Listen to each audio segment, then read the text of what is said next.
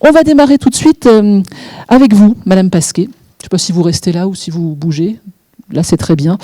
Comment est-ce que les élus locaux qui sont avec nous peuvent décliner cette transition écologique dans la vie publique? Comment est-ce que concrètement on engage sa collectivité dans la transition écologique? Je vous laisse 3 quarts d'heure. Il est 40. Voilà. Donc je vous laisse la parole pour 3 quarts d'heure et ensuite on prendra des questions. Merci beaucoup. Merci beaucoup. Je remercie l'ensemble des personnes qui ont organisé ce colloque. Je vous salue tous et tous en vos grades et qualités respectives. Merci pour votre accueil. Et je vais tout de suite entamer effectivement le sujet. Je partage complètement ce que vous avez dit, Madame la Secrétaire Générale, comme quoi la transition énergétique, la transition écologique, elle n'est plus une option, mais une vraie urgence. Et on va essayer de décliner ça au cours de l'exposé, en sachant que l'adage qui nous guide, c'est de réfléchir avant d'agir et agir avant de subir. Voilà, enfin... et pourquoi donc on va essayer de démêler ensemble la pelote de laine de comment décliner la transition écologique, par quel bout commencer. Et avant de passer à ça, on va expliquer pourquoi on agit. Pour vous redonner le contexte, vous l'avez un petit peu brossé tout à l'heure, mais on va aller un petit peu plus dans le détail. Donc la présentation, vous verrez, elle a vocation à être un peu progressive. L'idée, c'est de ne pas, enfin, c'est une présentation qui vise à répondre à vos questions propres. Vous êtes certainement dans des dynamiques différentes. Chacun a ses problématiques et vous pouvez accéder à la transition écologique à tous les niveaux en fonction de la maturité de vos actions au sein de vos collectivités. Et donc voilà, c'est pas quelque chose à faire, mais il faut piocher dans tout ce que je vais pouvoir vous dire et vous donner un fil conducteur un peu de la planification jusqu'à quelque chose de beaucoup plus intégré, mais vous pouvez piocher au fil de la présentation ce qui vous intéresse. Donc, d'abord, pourquoi agir sur la transition écologique? Alors, vous savez que la transition écologique est devenue un sujet très politique qui n'est pas partagé. Contrairement à d'autres thématiques qui sont la santé, par exemple. Mais il est important, aujourd'hui, il y a une publication, vous savez qu'on est dans la COP30, qui a démarré lundi à Belém, sur la transition écologique au niveau mondial. Il y a une publication la semaine dernière, il y a 10 jours, de Lancet Countdown of Health and Climate Change, qui a publié que chaque année, le changement climatique générait 550 000 morts par an. Donc voilà, donc au niveau mondial, ça fixe un petit peu les idées. Alors, parler de la transition est clivant aujourd'hui, mais les co-bénéfices sont fédérateurs autour de la santé, qui peut être le premier sujet de préoccupation des Français. Aujourd'hui, j'ai vu qu'il y avait une enquête opinion qui est sortie très récemment, qui a été présentée hier à l'ADEME. L'environnement, c'est le 6e sujet de préoccupation, donc on n'est pas dans les premières préoccupations des Français. La première préoccupation, c'est la hausse des prix, le déficit de l'État, la sécurité, l'immigration. Vient ensuite la santé et l'environnement. Effectivement, notre raison d'agir, nous, au-delà de la transition écologique, quand on fait un réseau de chaleur, par exemple, c'est de pouvoir juguler les prix de l'énergie et d'éviter d'avoir des effets qu'il y a pu y avoir il y a quelques années à cause de la guerre en Ukraine, par exemple, ou la crise énergétique qu'on a pu aussi subir. C'est aussi, quand on décarbone les entreprises, c'est maintenir l'emploi, la souveraineté de la France. C'est aussi le pouvoir d'achat des Français avec des solutions locales et durables. Et aussi, sur la santé, quand on travaille sur les friches, quand on dépollue les friches, quand on travaille sur l'air, quand on travaille sur l'adaptation, on va agir sur la santé de nos concitoyens. Donc, peut-être parler plus de ces co-bénéfices que de la transition écologique est peut-être un axe intéressant. Cela contribue à rendre le territoire plus résilient. Ce qu'il faut savoir, ça répond aussi aux enjeux nationaux et régionaux, ça a été rappelé précédemment. Cela contribue à agir en fonction de vos champs de compétences, qui sont larges, et bien entendu à participer au développement de l'économie locale. Alors, la transition écologique fonctionne sur 2 jambes, l'adaptation, l'atténuation. Donc le climat, c'est un certain nombre de facteurs météorologiques. Le changement climatique, c'est tout ce qui a été changé à cause de la présentation, de la présence de l'homme et non pas des variations naturelles. Qu'est-ce qui a fait changer ça? C'est les gaz à effet de serre. Et l'impact qu'il peut y avoir, c'est des impacts sur la société et les écosystèmes. 2 axes de travail, donc à la fois réparer avec l'adaptation et essayer de savoir agir, adapter aux conséquences inévitables de l'impact de l'augmentation des gaz à effet de serre. Et l'autre jambe, c'est l'atténuation, c'est essayer d'éviter que ces gaz à effet de serre génèrent encore plus d'impact pour la population. On le verra tout à l'heure certainement, c'est que la question de l'inaction ou alors de l'adaptation réactive, ça c'est un terme qui est employé par I4CE, il peut y avoir un facteur de 5 à 20 fois plus le coût d'une adaptation anticipée, sans compter les effets sur la santé et au-delà des sinistres. Donc, vous connaissez, et ça vous l'avez certainement vu, et je vais peut-être passer assez rapidement, que l'adaptation pour répondre aux évolutions climatiques, il y a une étude de vulnérabilité qui a été faite par la région Grand Est, vous avez certainement présenté ça en COP de façon très largement, je ne vais pas y revenir. Donc la région Grand Est va être impactée sur des vagues de chaleur plus importantes, des pénuries d'eau, mais aussi des trop d'eau, trop de quantité d'eau qui vont générer des impacts sur un certain nombre de fonctionnement des écosystèmes. La chaleur va augmenter les risques d'incendie, perturber les potentiels de transport, de déplacement, des zones de fraîcheur, des hausses de consommation d'énergie et d'eau. La pénurie, on va avoir des impacts sur le dépérissement des forêts, la perturbation de certains transports fluviaux, les difficultés d'approvisionnement en eau, en énergie. Et puis pour les Vosges, c'est aussi la baisse de l'enneigement sur le massif vosgien, avec une perturbation aussi des écosystèmes. Qu'il faut savoir, c'est qu'il y a quand même déjà 1300 espèces qui sont considérées comme des espèces vulnérables. Et puis on a à date moins 13% de présence d'oiseaux et moins 80% de la biomasse des insectes. Donc sur l'adaptation au changement climatique, je ne vais pas aller plus loin, si ce n'est de vous dire qu'il y a une mission adaptation qui est coportée par l'ADEME et le CEREMA et avec un collectif beaucoup plus large de l'ensemble des acteurs de l'État. Vous avez ici les références. Dans le PowerPoint que vous recevrez, vous aurez les liens directs. Et il y a une démarche particulière qui est intéressante à mettre en œuvre pour construire une stratégie en matière d'adaptation. C'est la démarche TACT, transition d'adaptation au changement climatique du territoire, qui permet d'avoir un diagnostic, puis une stratégie et aussi de l'évaluer. Vous l'avez souligné que l'évaluation était aussi importante à mener pour recaler les dispositifs et les plans d'action. L'atténuation.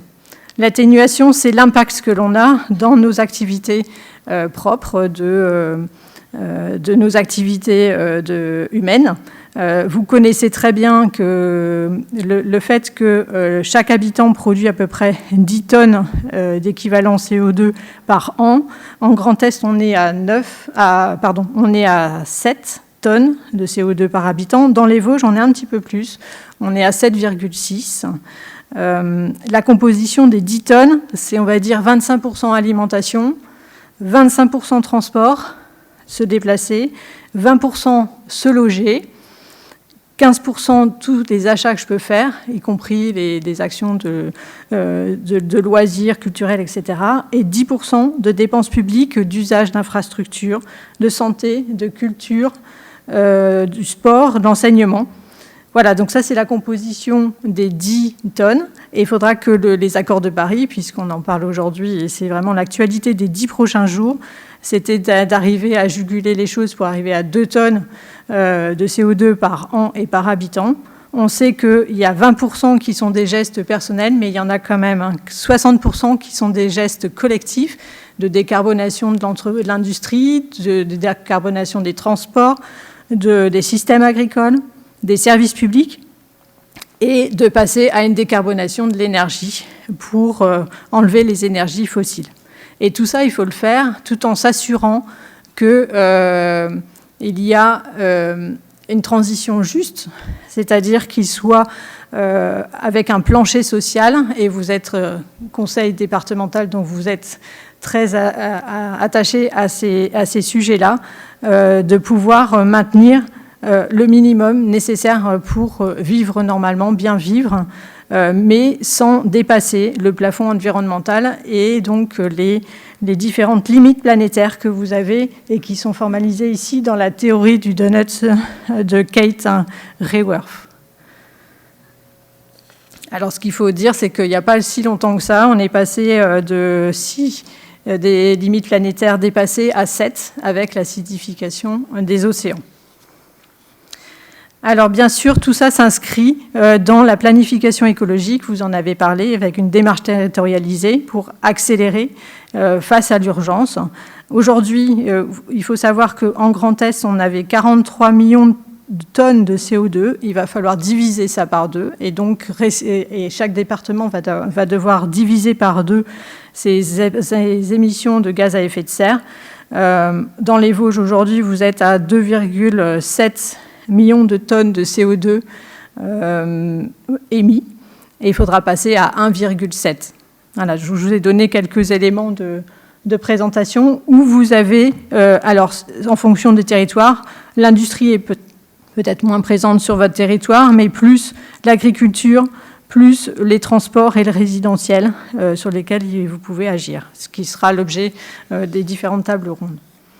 Sur la planification écologique aussi, elle s'inscrit dans le STRADET, donc c'est le schéma régional d'aménagement, de développement durable et d'égalité des territoires qui est porté par la région Grand Est, qui est la région qui planifie en fait l'ensemble des actions sur le territoire du Grand Est.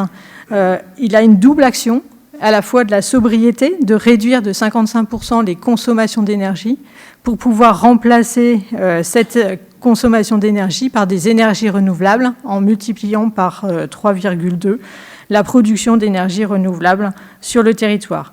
Donc ça, c'est les objectifs du STRADET en matière d'énergie. Il y en a bien d'autres. Il y en a pour aussi la désimperméabilisation et le réaménagement d'espaces d'îlots de fraîcheur, etc.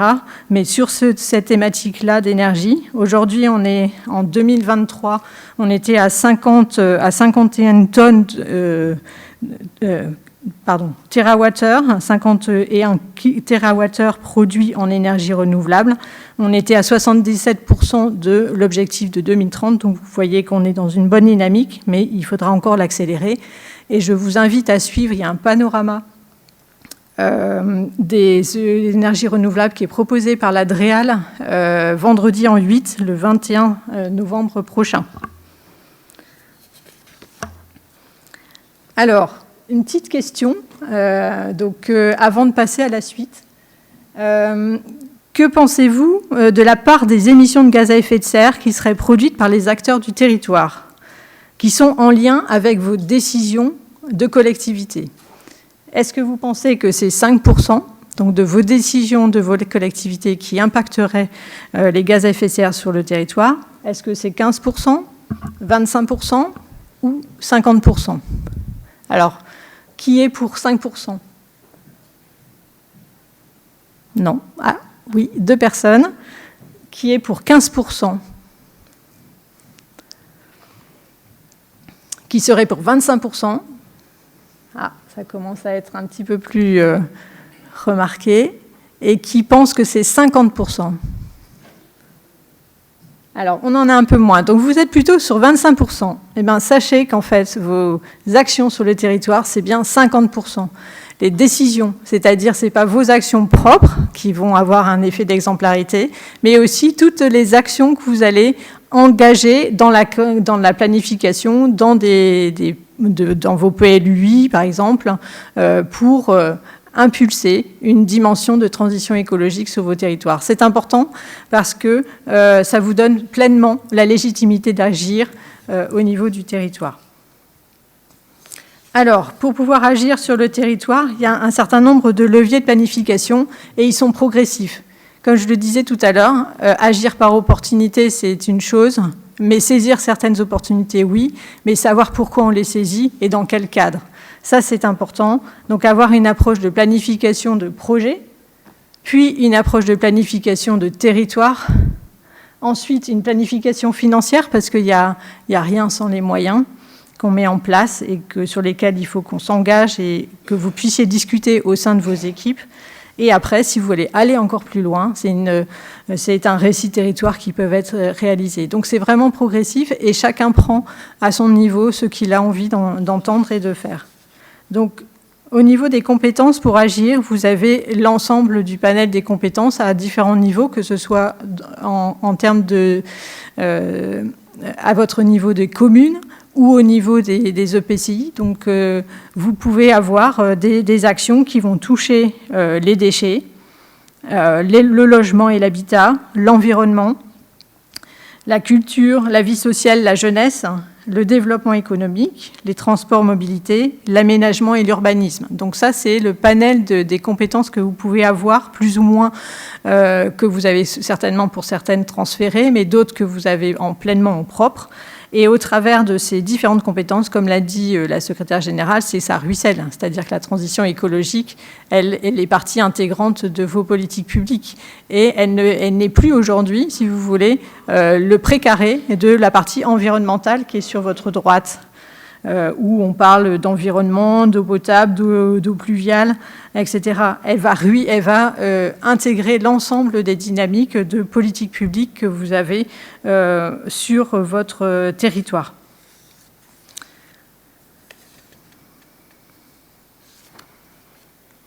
Alors, pour agir, donc, je vais focaliser sur un certain nombre d'actions. Alors, pas forcément dans le détail, mais j'en ai pris quelques-unes. Puisque vous allez de toute façon parler de rénovation du bâti, donc je vais pas m'étendre là-dessus, mais sachez qu'il y a un certain nombre d'actions de communes qui peuvent, dans leur cœur de ville, avoir des bâtiments d'habitation qui sont plutôt des friches, et pour lequel l'objectif d'une commune peut de réacquérir ces locaux pour les rénover et y faire des logements de qualité. Donc il faut saisir certaines opportunités qui vous sont présentées. Je ne vais pas m'étendre là-dessus. Sur l'alimentation durable, ce qui est intéressant, c'est que quand vous avez des collèges, vous avez forcément la restauration collective pour le conseil départemental. Pour les communes, ce sont les écoles. Pour le conseil régional, ce sont les lycées. Mais dans le même principe, regardez comment vous fonctionne votre restauration collective peut être intéressant pour définir des actions qui peuvent être simples, choisir des circuits courts ou biologiques, d'agriculture biologique. C'est aussi faciliter la logistique de proximité, c'est aussi encourager l'installation d'agriculteurs durables et aussi lancer éventuellement des projets alimentaires territoriaux. Ce qui est important ici, c'est que vous allez toucher à plusieurs, faire de la transition écologique, on ne peut pas le faire tout seul. Et là, dans un projet d'alimentation durable, vous allez toucher l'ensemble des acteurs de la chaîne de valeur. Donc de l'agriculteur jusqu'à l'assiette, en passant par les parents d'élèves aussi qui vont être associés à cette dynamique-là. C'est aussi toucher à l'achat durable, c'est-à-dire réfléchir comment vous allez instaurer dans vos achats publics des actions favorables avec des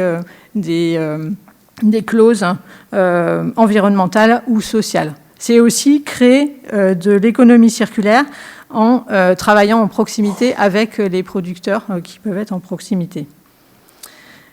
L'économie circulaire, je crois que sur le territoire, vous avez créé un certain nombre de matériothèques, par exemple, celle d'Épinal qui fonctionne plutôt bien.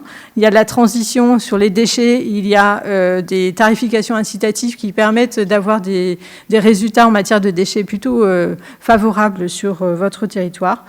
Et j'en ai parlé, l'achat durable, mais aussi, au-delà de ça, donc les achats vont créer des clauses sociales environnementales, du réemploi, de la réparation, de la réutilisation, par exemple, ça peuvent être aussi favorisés. C'est aussi embarquer vos territoires par les acteurs économiques, comme les entreprises, vers de l'éco-conception également. Alors, pour parler plutôt du mix énergétique, ce qui est proposé au niveau de l'ADEME et des démarches que vous pouvez avoir, elles sont doubles. Il y a à la fois un travail qui s'appelle Énergie Choix, qui est le schéma que je vous propose là sur le côté, qui va viser à travailler d'abord sur la sobriété énergétique, limiter les consommations en changeant les comportements, puis l'efficacité en travaillant sur les équipements, les consommations, diminuer les consommations elles-mêmes, avant de construire un projet énergétique d'ampleur, notamment sur le développement de réseaux de chaleur. Et après, sur la production d'énergie, c'est d'aller vers des ressources dans un ordre particulier. Alors vous êtes un territoire avec beaucoup de forêts, mais une forêt aussi qui est impactée par le changement climatique, à la fois sur des questions sanitaires et aussi de dépérissement liés à la chaleur et à la sécheresse. Donc, on ne promeut plus autant qu'avant la partie biomasse et on va plutôt vers des ressources de chaleur, des chaleurs fatales qui sont liées ou chaleurs de récupération qui sont liées à la production d'énergie d'entreprises par exemple. Ça peut être aussi des ressources à exploiter comme la géothermie, le solaire thermique avant d'aller vers la biomasse sur votre territoire. Vous avez pour cela un certain nombre d'acteurs qui peuvent vous aider à réfléchir sur ces actions-là, notamment le Conseil en énergie partagée. Vous avez 3 acteurs sur le territoire qui permettent de faire des bilans, des diagnostics, une hiérarchisation des travaux que vous pouvez faire sur vos bâtiments publics, des conseils aussi, de la recherche d'ingénierie financière et de l'animation des acteurs. Il y a d'autres réseaux qui existent, c'est les générateurs et Géclair. Donc générateur, c'est plutôt lié à de l'énergie électrique type éolien et photovoltaïque.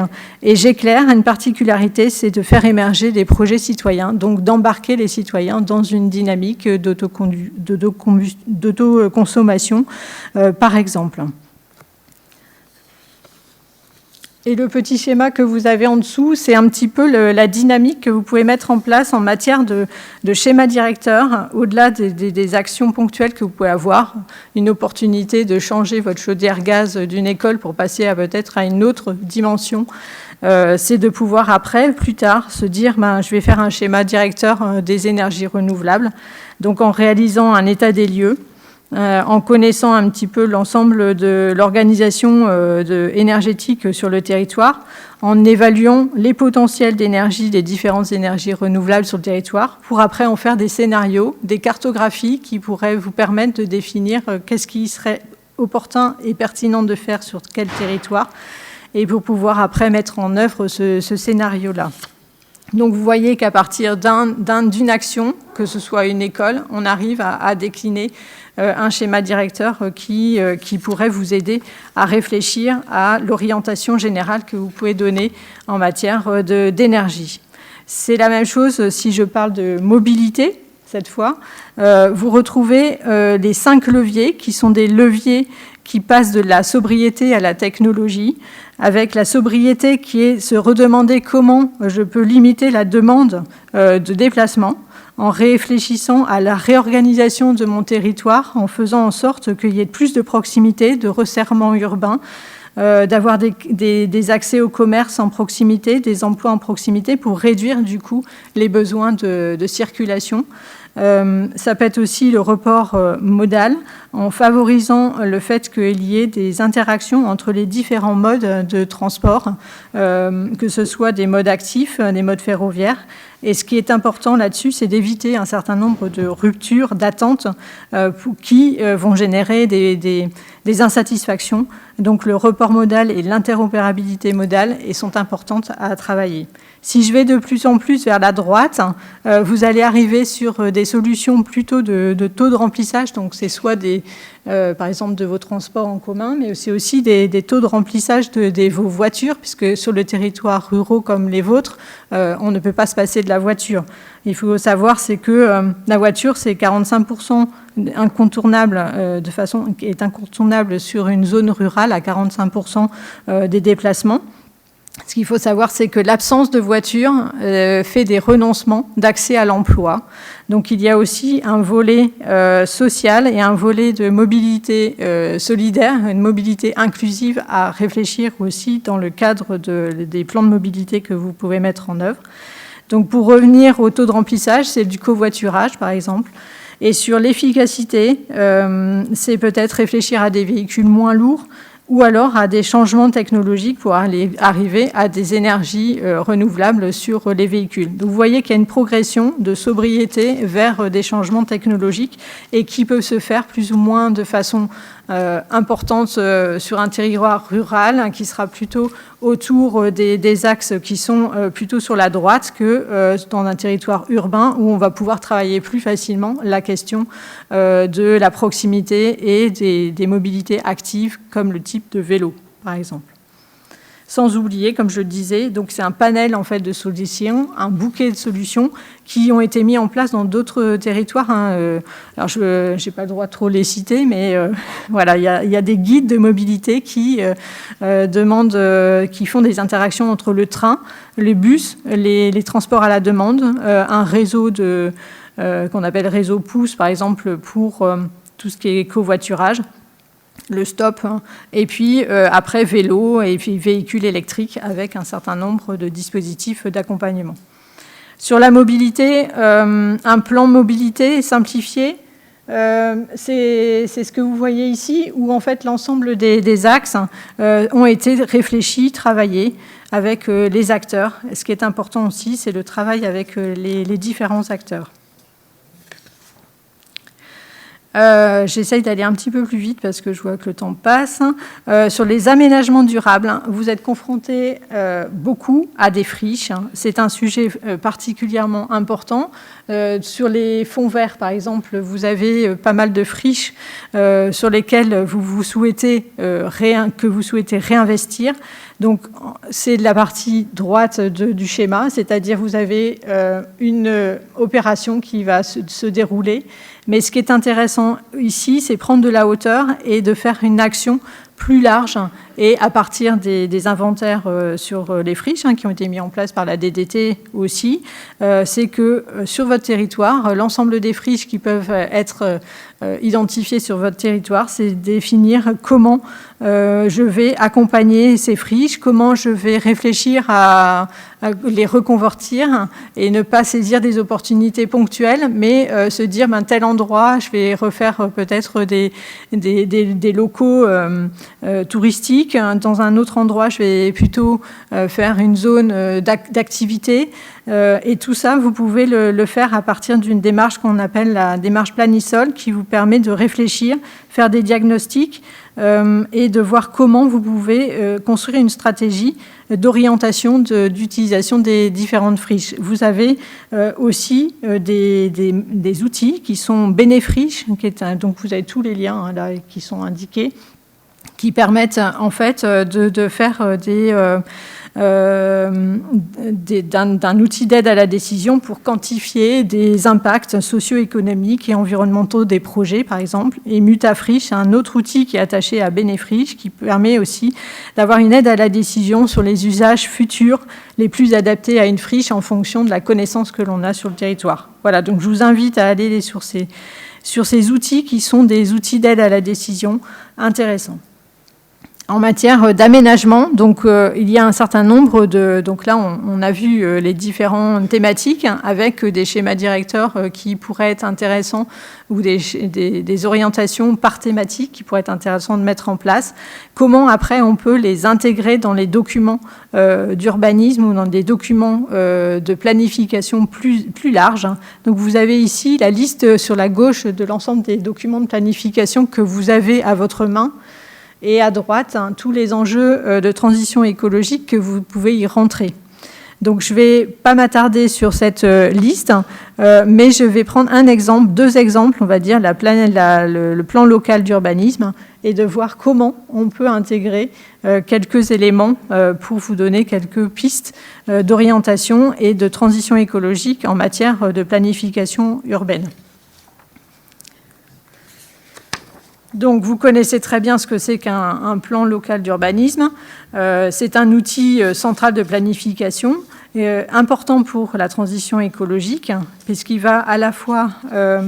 il est constitué d'un rapport de présentation, d'un plan d'aménagement et de développement durable, d'un zonage, des règlements, et aussi d'orientation d'aménagement des OAP que vous pouvez mettre en place pour compléter ces orientations de planification. Il définit les règles d'aménagement, d'utilisation du sol, qui permet de conjuguer à la fois des enjeux d'habitation, d'habitat, de mobilité, d'activité économique et de préservation de l'environnement. C'est opposable aux tiers et il doit être aussi compatible avec un certain nombre de documents supra et de schémas directeurs supra. On a parlé du STRADET. Voilà, tout ça, ça doit être compatible entre eux.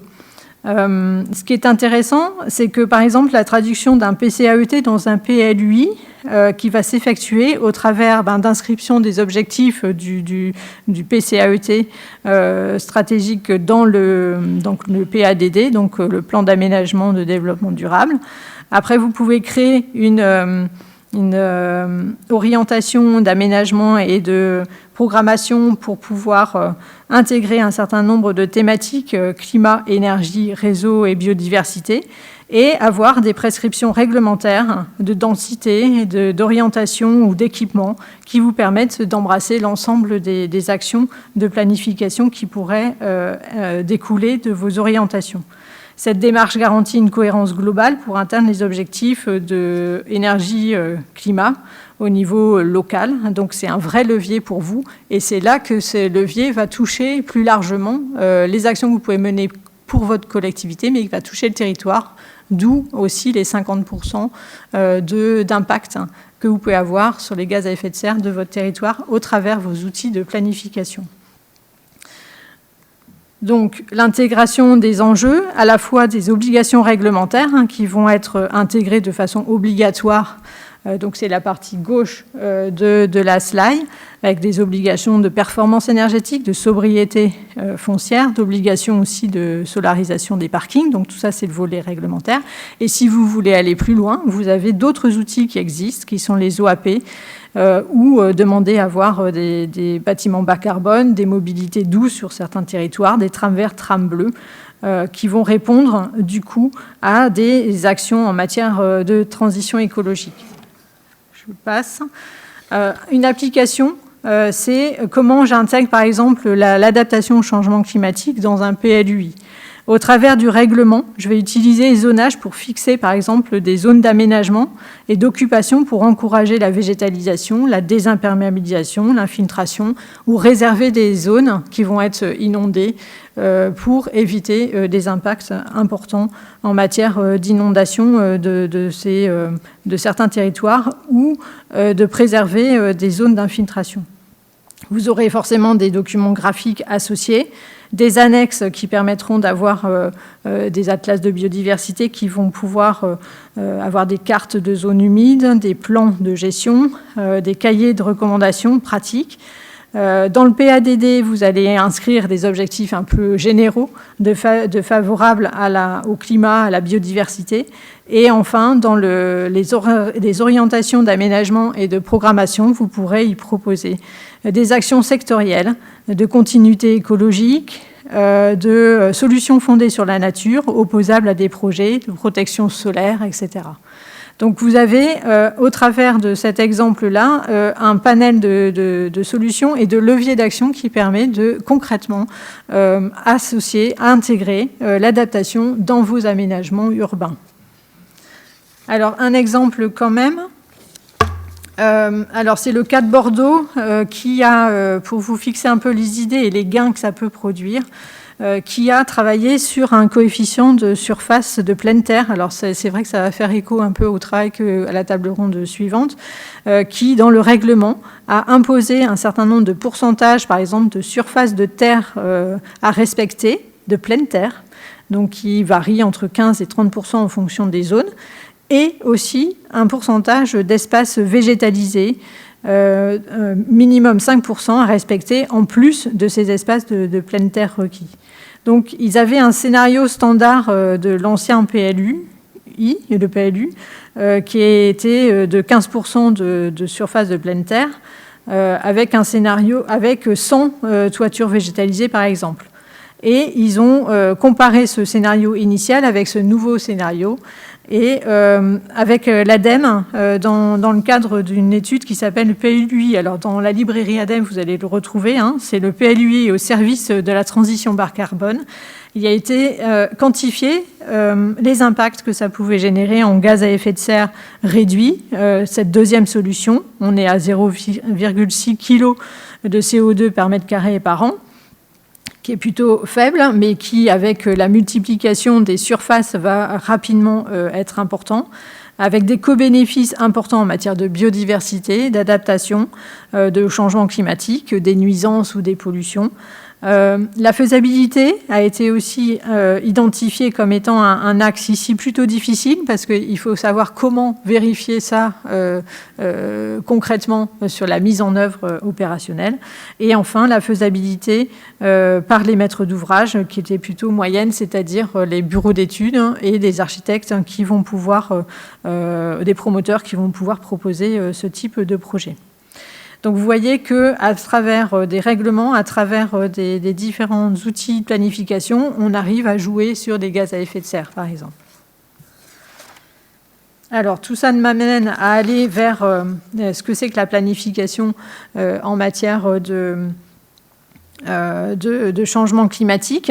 Il faut avoir, au-delà de l'opportunité à saisir sur un projet, c'est de pouvoir adopter une approche structurée et participative. On va y revenir plus avant, après, et intégrer, s'appuyer sur des bonnes pratiques, des obligations réglementaires, et avoir un phasage des étapes suivantes à réaliser, qui sont le diagnostic territorial, des concertations avec les acteurs, qui est primordial, et la définition des actions concrètes de mobilité, en matière de mobilité, d'urbanisme, d'agriculture, de production, et le volet d'évaluation régulière pour recaler un petit peu les orientations que vous pouvez donner. Donc, par secteur, en mobilité, en mix énergétique, en matière d'alimentation durable, en matière de bâtiments, vous pouvez structurer de cette manière-là un certain nombre d'orientations ou de schémas directeurs ou de plans, de différents plans structurants qui vont définir les priorités d'action. À partir de là, vous allez avoir des schémas sectoriels qu'il va falloir chiffrer au niveau financier, puisque tout ça, il faut pouvoir le mettre en œuvre sur le plan des moyens financiers. Donc, il y a une méthode qui s'appelle le PPI climat, qui a été identifié et réalisé par l'Institut de l'économie pour le climat, qui propose une méthodologie qui vous permet d'identifier ce qu'il faudrait que vous fassiez en matière, à combien ça peut coûter la mise en œuvre de l'action de transition écologique sur l'ensemble des domaines, et pour atteindre les objectifs en matière de planification écologique et des objectifs du STRADET ou des objectifs de la planification écologique. Ça donne un guide qui permet après d'être retravaillé au sein de la stratégie que vous allez définir financière de votre mandat, et cette stratégie financière va être confrontée avec les objectifs à atteindre sur la transition écologique pour pouvoir avoir un échange avec l'ensemble de votre conseil et déterminer ainsi le programme des opérations de PPI, donc de programmation pluriannuelle d'investissement, que vous pourriez faire sur le mandat. Il faut confronter en fait une vision de mandat financière avec une vision de mandat technique pour atteindre les objectifs climat et de voir comment on peut aligner ce PPI climat au PPI que vous avez en matière d'action que vous souhaitez mener au niveau des politiques publiques. Donc cette méthodologie est intéressante parce qu'elle vous donne ce sur quoi vous pouvez atteindre, transformer ces éléments d'objectifs à atteindre en éléments physiques à mettre en œuvre sur le territoire avec des chiffres un petit peu de ratio qui vous donnera une enveloppe globale. Et ça permettra de figurer, de se rendre compte en fait des impacts, des besoins en financement que vous devriez mettre en œuvre sur vos territoires pour faire la transition écologique.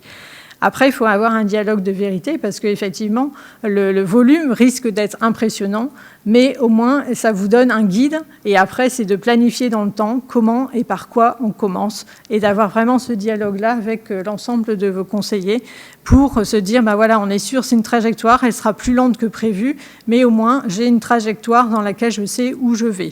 Voilà. Donc ça peut être intéressant pour vous. C'est un outil, comme tous les outils que je vous présente, et qui comme je dirais, qui est à votre disposition si vous le souhaitez aller plus loin et si vous pensez que vous avez les coudées assez franches pour aller dans cette étape-là. Madame Pasquier, il vous reste 5 minutes. Oui, merci. J'essaie d'aller plus vite. Vous connaissez le budget vert qui est applicable pour les collectivités ou les EPCI de 3500 habitants. Ça vous donne une photographie de votre action en matière d'investissement favorable à la transition écologique. Le PPI, le financement par PPI aligné climat, lui, va vous permettre de définir quelle trajectoire j'ai besoin pour atteindre et puis pour rendre plus vert la partie grise de mes investissements. Voilà, donc c'est 2 outils complémentaires qui vous permettraient d'aller plus loin en matière de financement. Après, bien sûr, vous allez me dire, mais ma capacité financière, elle est limitée. Donc vous avez ici, mais ça c'est des données que vous connaissez déjà, vous avez des indicateurs financiers avec des durées d'extinction de la dette à ne pas dépasser, des taux d'endettement, des épargnes brutes à maintenir pour assurer de l'autofinancement. Mais au-delà de tout ça, vous pouvez recourir à 4 leviers de financement, vous les connaissez déjà, c'est la dette, la redirection d'investissement, qui sont trop gris, mais qui vont passer, pardon, j'ai oublié de passer la dia, qui sont trop gris, mais qui vont pouvoir être remis un petit peu plus vert sur un certain nombre d'actions et de dépenses. Il y a bien sûr la recherche d'investissement et de subventions par l'État, même s'il y a des réductions qui pointent leur nez, mais il y a encore des subventions. Il y a encore des subventions possibles aussi au niveau européen, possibles. Et puis après, le dernier recours, bien sûr, c'est la fiscalité, en sachant que la fiscalité, elle n'est pas toujours équitable sur un territoire en fonction du niveau d'intégration des différentes compétences. Voilà, donc vous retrouvez toutes ces données ressources, et vous les avez ici, je ne vais pas aller plus loin là-dessus. L'ADEME, elle vous permet aussi de pouvoir avoir un programme qui intègre en fait l'ensemble de ces éléments-là, qui est le programme engagé pour la transition écologique, qui vous met à disposition en fait une démarche de planification et un programme d'action que vous pouvez mettre en œuvre sur un site et qui vous permet de définir par rapport à un référentiel, 2 référentiels, l'un en matière d'économie circulaire, l'un en matière de climat, air, énergie. Ces 2 référentiels permettent de vous situer par rapport à des objectifs à atteindre. C'est un regard vraiment transversal et à 360 degrés de l'ensemble des thématiques qui portent la transition écologique et qui vous permet aussi d'avoir d'autres services de mise en réseau, de formation, d'accompagnement personnalisé, de soutien financier et de labellisation si vous souhaitez être labellisé. Donc je crois que sur votre territoire du département, vous avez 2 territoires qui sont dans les territoires engagés pour la transition.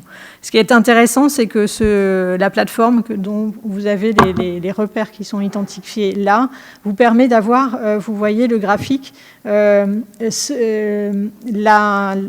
SNBC 3 qui par thématique et par secteur d'activité des objectifs à atteindre. Et puis après, la courbe bleue, c'est la réalité des indicateurs. Et puis après, il y a différentes courbes qui permettent de définir aussi la trajectoire que votre collectivité prend au regard des plans d'action que vous pouvez mener. Encore plus loin, c'est les récits. Donc vous les connaissez peut-être, 4 récits. Un scénario de génération frugale, un scénario de coopération territoriale qui sont axés beaucoup sur les actions en faveur, en lien avec la population et qui peuvent avoir des risques plutôt d'acceptation sociétaux. Et puis 2 autres scénarios, la technologie verte et le scénario réparateur qui, lui, va viser des scénarios plutôt qui va s'appuyer sur des objectifs de changement et de technologies qui ne sont pas encore avérés, donc où il y a plutôt un risque technologique sur les 2. Ces scénarios, je ne vais pas vous les détailler ici, vous les avez, sont basés sur des modes de vie différents. Et ils sont en train d'être remis à jour par l'ADEME et les prochains scénarios seront publiés en fin 2026, une mise à jour des scénarios qui intégreront aussi le volet biodiversité, eau, qui n'avait pas pour l'instant été intégré. Donc vous avez de façon très schématique ici les caractéristiques en matière du triptyque que j'appelle toujours un triptyque, la sobriété, l'efficacité, la décarbonation. Donc vous voyez que sur les premiers scénarios, on est plutôt sur la sobriété, efficacité, voire la décarbonation de l'énergie. Et sur les prochains, on est sur d'autres approches, avec une gouvernance plutôt locale sur les premiers scénarios et un impact environnemental en évitant les impacts pour les premiers scénarios et en réparant les impacts sur les derniers. Alors, si j'ai encore quelques minutes pour terminer, un mandat, c'est court et long à la fois. C'est long parce qu'on se dit on a 6 ans, mais c'est court parce qu'il faut tout mettre en œuvre et construire sa vision pour le mandat avec des actes forts. Donc sur la base de son programme, mais aussi d'embarquer l'ensemble de votre conseil municipal à votre programme. C'est important, partager une vision commune, acter cette vision commune, peut-être adopter une délibération qui acte une volonté d'agir. C'est aussi créer des instances de pilotage et de concertation. Et là vient des projets importants de piloter des projets avec les élus, mais pas que, avec les services municipaux, avec les acteurs locaux, avec les citoyens. C'est aussi analyser votre situation. Quelle est ma capacité financière ? Quels sont les coûts partis sur lesquels je ne peux pas revenir ou des aménagements qui sont engagés ? Quelles sont mes marges de manœuvre ? Et où est-ce que j'en suis sur les différentes études ? Est-ce que j'ai fait des diagnostics ? Est-ce que j'ai encore des études à lancer ? Où est-ce que j'en suis dans mes plans d'action ? Il y a peut-être des besoins qui vont émerger, vous avez besoin d'être sensibilisés, formés. Alors il y aura une démarche après les élections de formation qui sera enclenchée avec les préfectures, mais aussi on a un réseau des élus pour agir qui vous permettra de monter en compétences en matière de transition écologique sur les différentes thématiques. Votre rôle, c'est d'à la fois mobiliser tous les acteurs, trouver la bonne échelle, parce que quand on parle d'inondation, c'est un bassin versant, qui n'est pas celui forcément de la dimension et du périmètre d'action des collectivités territoriales. C'est définir le bassin d'emploi, par exemple, en matière de mobilité. C'est plutôt le bassin d'emploi qui est pertinent plutôt qu'un territoire administratif. Voilà, donc bien définir le périmètre d'action en coopérant forcément avec les autres territoires, puisque si c'est au-delà de la commune, au-delà de l'établissement public, il faut trouver le bon territoire. En mobilisant aussi tous les acteurs, les associations, les entreprises, et ça c'est un point essentiel.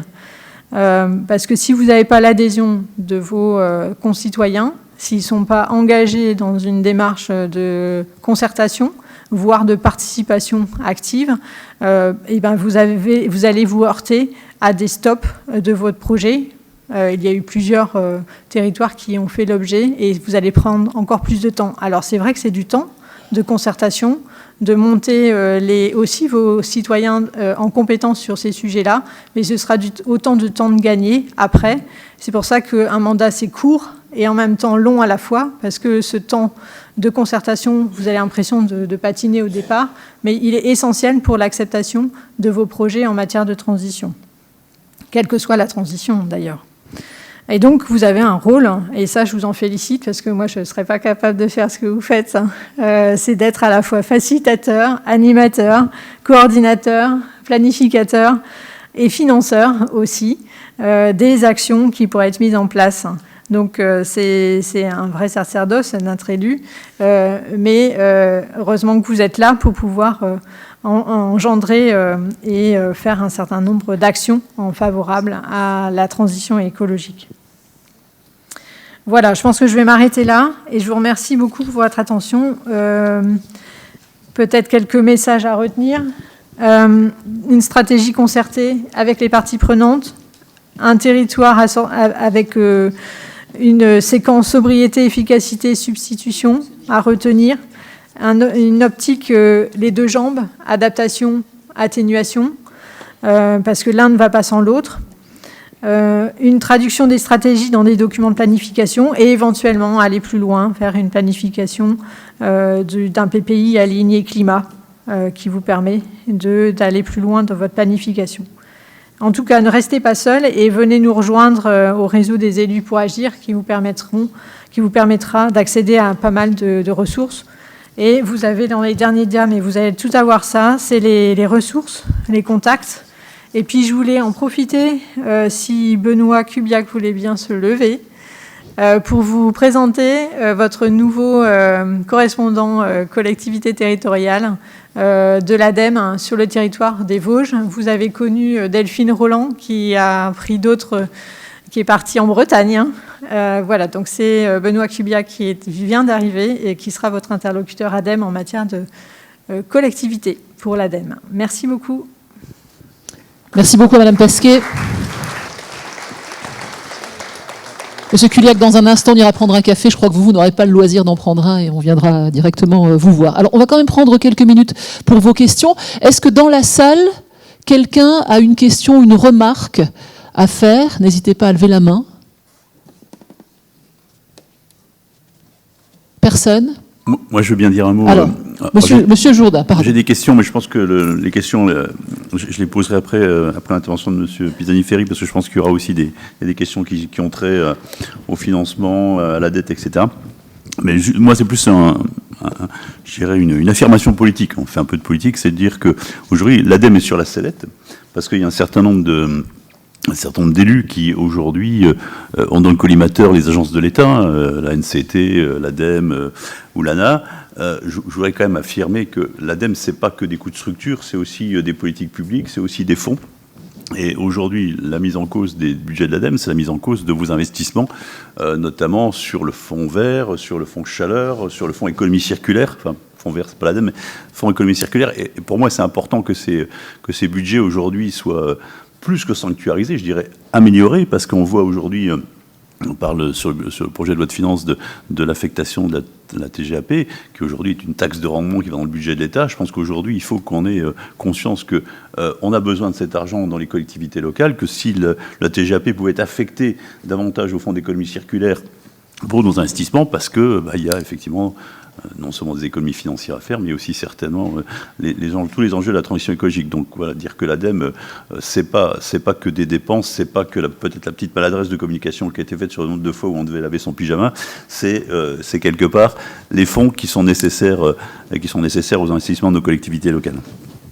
Monsieur le vice-président, merci. Oui, je crois qu'effectivement, ça méritait d'être rappelé. Merci à vous. Une question ? Pour quelqu'un, moi j'en ai une seule, avec une réponse rapide, Madame Pasquet, si vous voulez bien, s'il y avait un seul point d'attention dans cette démarche de transition écologique pour ceux qui sont ici, représentants des collectivités, élus, qu'est-ce que vous diriez ? Je pense que des fois, les choses qu'on a mises en place, les plus faciles sont déjà faites. Et donc, les éléments les plus complexes, c'est ceux qui vont heurter plus le citoyen. Et donc, le point d'attention, c'est vraiment d'embarquer dès le départ des projets. Et vous voyez bien que il y a une réclamation de plus de démocratie, mais c'est vraiment intégrer le citoyen dans les approches de transition écologique. Ce sera d'autant plus important. Alors, citoyens, c'est effectivement les habitants, mais c'est aussi les entreprises, c'est le territoire, les associations, et aussi embarquer vos collectifs d'agents dans la pratique de leur métier et tout votre collectif aussi de conseil municipal. Voilà, je pense que c'est important et aujourd'hui, la transition ne se fera pas sans ça, parce que vous allez sinon vous heurter à et trouver un consensus, trouver une congruence commune pour créer un projet de territoire où chacun est d'accord pour aller dans ce sens-là. Et du coup, après, ça va démêler pas mal de relations, de confiance entre les différents acteurs. Et vous allez pouvoir après dénouer beaucoup de nœuds et de pouvoir avancer beaucoup plus vite. Voilà. Alors ça, on le verra très concrètement dans un instant, parce que quand on transforme un parking de centre-ville en parc, quand on végétalise une cour d'école, ou quand on décide de laisser aller la végétation, de ne plus passer la tondeuse à gazon, de ne plus tout mettre au cordeau, c'est pas forcément facile en termes d'acceptabilité. On le verra avec nos 3 exemples tout à l'heure. Bon, il est 10h34. Je vous propose de nous retrouver à 45. On va se donner 10 minutes pour prendre un café. Et je compte sur vous pour être assis ici même à 45 et pour entrer dans le vif du sujet avec des exemples très concrets de réalisation. À tout de suite.